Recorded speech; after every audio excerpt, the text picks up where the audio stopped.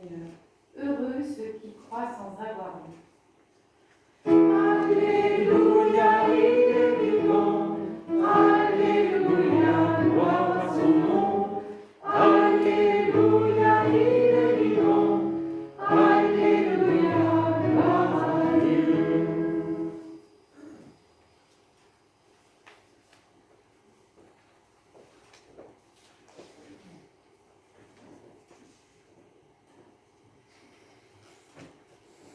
Le Seigneur soit avec vous. Et avec votre esprit. Évangile de Jésus-Christ selon saint Jean. Gloire à toi, Seigneur. C'était après la mort de Jésus. Le soir venu, en ce premier jour de la semaine, alors que les portes du lieu où se trouvaient les disciples étaient verrouillées par crainte des Juifs, Jésus vint, et il était là, au milieu d'eux. Il leur dit : « La paix soit avec vous. » Après cette parole, il leur montra ses mains et son côté. Les disciples furent remplis de joie en voyant le Seigneur. Jésus leur dit de nouveau : « La paix soit avec vous.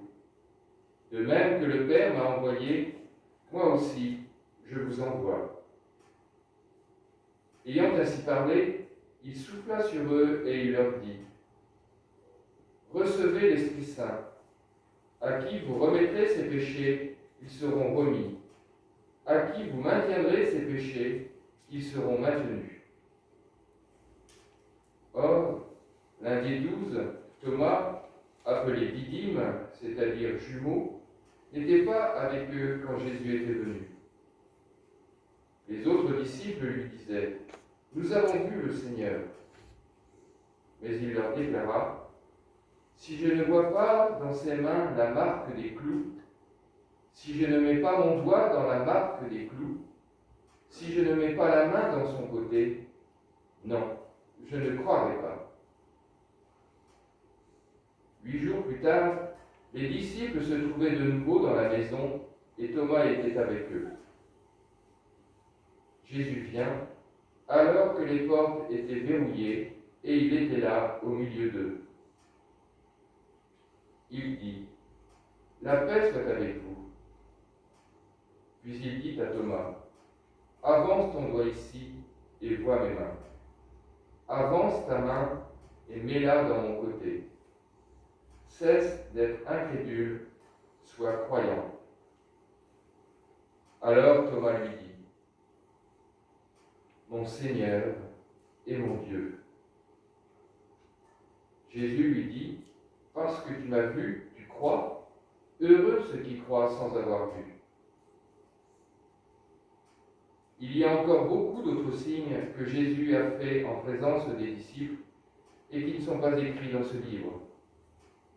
Mais ceux-là ont été écrits pour que vous croyiez que Jésus est le Christ, le Fils de Dieu, et pour qu'en croyant, vous ayez la vie en son nom. Acclamons la parole de Dieu. Louange à toi, Seigneur Jésus.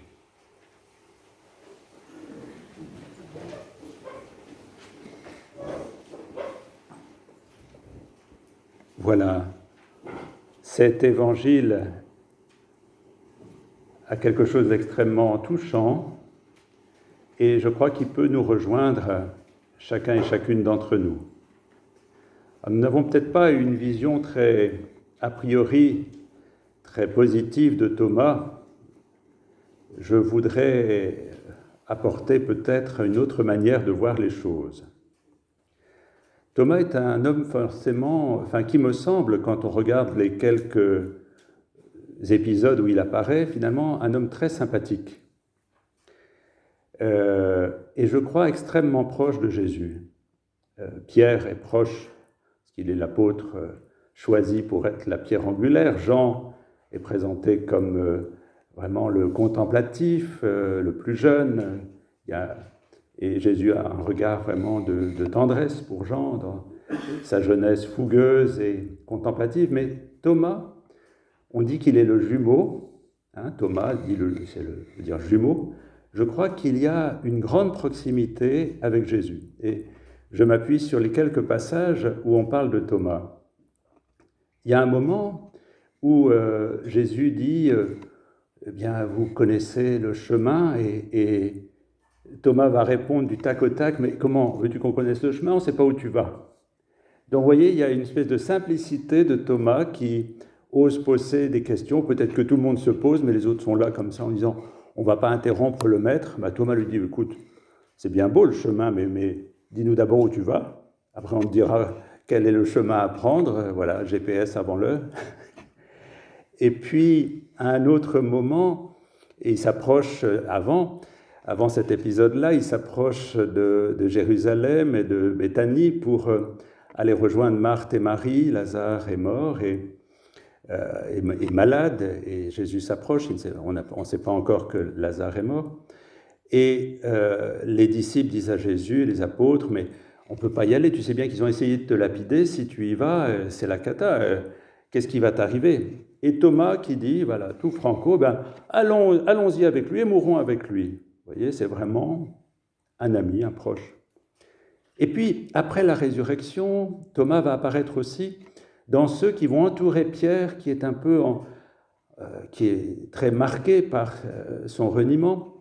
Et à un moment, Pierre dit, je vais pêcher, et Thomas avec d'autres dit, allez, on va avec toi, on ne va pas te laisser tout seul. Donc, vous voyez, il y a un côté très sympathique de Thomas. C'est un ami.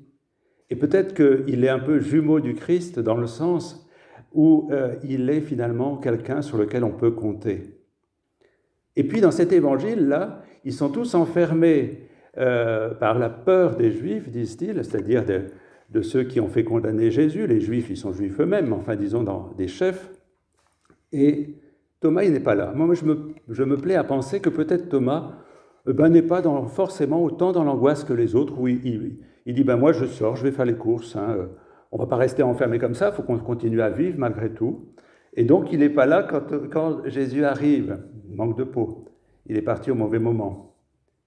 Vous voyez, Thomas, c'est quelqu'un finalement de très attachant, c'est quelqu'un sur lequel on peut se fier, quelqu'un qui dit ce qu'il pense, qu'il dit ce qu'il interroge, qui ose être en vérité avec toutes ces questions.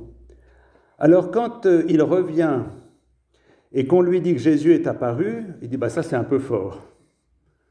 Il est apparu, mais qu'est-ce que c'est que cette histoire?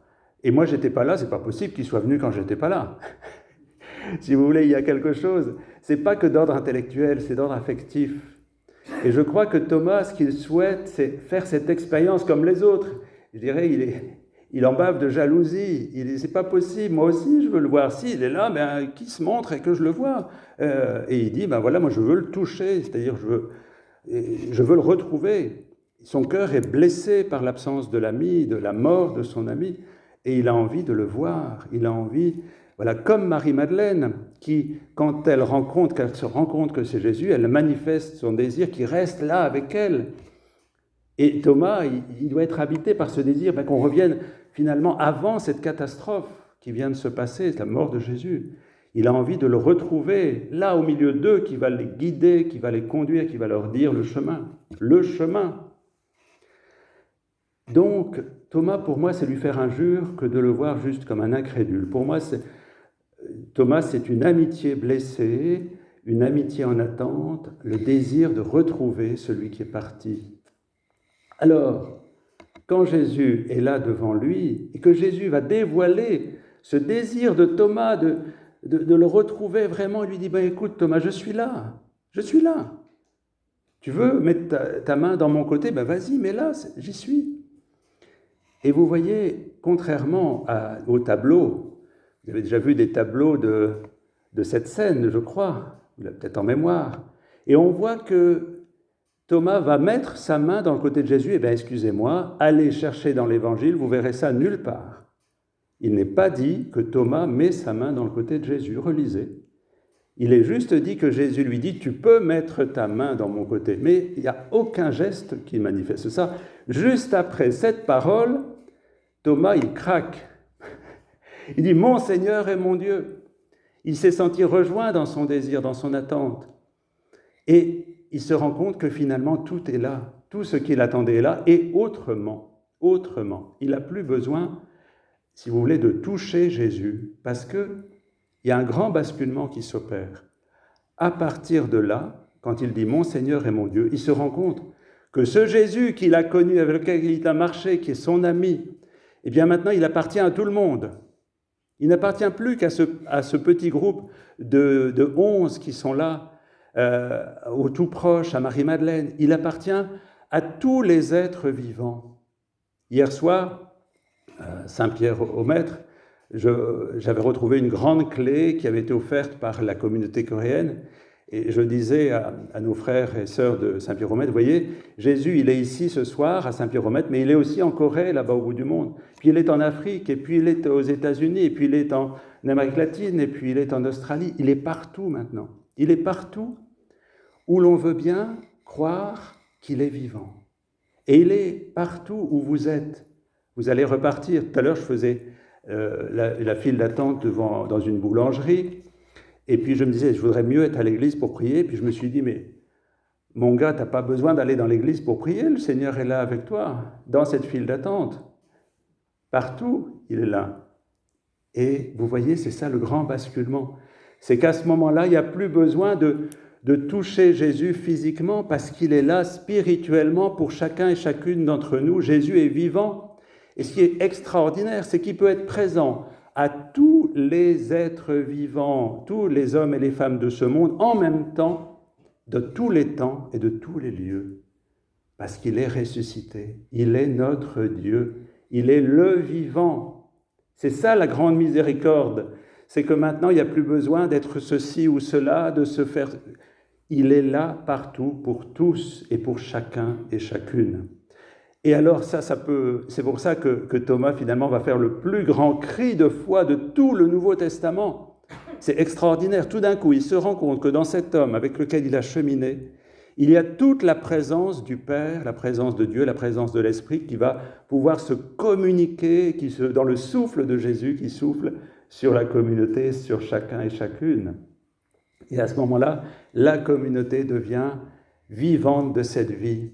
Voilà. Notre vie, c'est le Seigneur vivant qui nous la communique, qui souffle sur nous, et il y a une Pentecôte.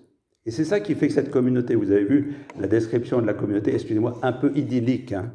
Ils mettaient tout en commun, ils étaient tout le temps à louer, sauf que 2-3 versets plus tard, on voit qu'il y en a qui essaient de mettre une partie du magot par-ci, et puis que ceci et cela. Bon. Mais il y a quand même le fait que cette communauté, avec ses fragilités, ses faiblesses, ses mauvais regards quelquefois, elle est habitée par une présence qui la transforme petit à petit et qui en fait la présence même de Dieu pour le monde. Et que le Seigneur nous donne, à la suite de Thomas, de faire cette expérience que partout où nous sommes, dans une file d'attente de boulangerie, dans une église, en train de faire la cuisine, en train de travailler, en train d'être avec les enfants, les petits-enfants, le Seigneur est là avec nous et il nous fait vivre. Que le Seigneur nous donne d'expérimenter sa présence, de ressusciter et de faire de nous de grands vivants, à la suite de Thomas qui est vraiment un guide pour nous dans son expérience, dans son bouleversement, dans sa conversion que nous avons devant les yeux aujourd'hui. Oui, Dieu est miséricorde, Dieu nous fait vivre, qu'il nous fasse vivre.